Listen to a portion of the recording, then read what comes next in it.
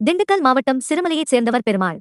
சிறுமலை விவசாயி. அதேபோல் மேற்கு தொடர்ச்சி மலை பகுதியில் உள்ள பன்றிமலை சோலைக்காடு பகுதியில் தோட்டத்தையும் குத்தகைக்கு எடுத்து அங்கும் விவசாயம் செய்து வந்துள்ளார். சில மாதங்களுக்கு முன்பு 2 யானைகள் பெருமாளின் தோட்டத்தில் சண்டை போட்டுள்ளன. அப்பொழுது ஒரு யானையின் தந்தம் உடைந்து விழுந்துள்ளது.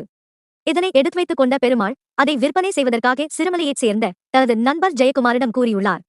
இதனையடுத்து பெருமாள் மற்றும் ஜெயக்குமார் ஆகியோர் யானை தந்தத்தை விற்க முயன்றுள்ளனர். இதற்காக சிலுவத்தூரைச் சேர்ந்த பிரபு, கோபால்பட்டியைச் சேர்ந்த ரங்கராஜ் ஆகிய இடைத்தரகர்களிடம் தெரிவித்துள்ளனர். இவர்களுடன் கேரளாவைச் சேர்ந்த ஜோஷி என்பவரும் இடைத்தரகராக செயல்பட்டு மதுரையில் தந்தத்தை விற்பதற்கு முயற்சி மேற்கொண்டுள்ளனர்.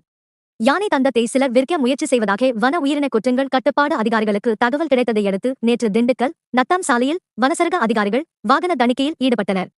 அப்போது மதுரை நோக்கிச் சென்ற காரை நிறுத்தி சோதனையிட்டதில் 600 கிராம் எடை கொண்ட யானை தந்தம் இருப்பது தெரியவந்தது. இதையடுத்து காரில் இருந்த 7 பேரையும் கைது செய்து திண்டுக்கல் சிறுமலை வனச்சரக அலுவலகத்திற்கு அழைத்துச் சென்று விசாரணை மேற்கொண்டு வருகின்றனர்.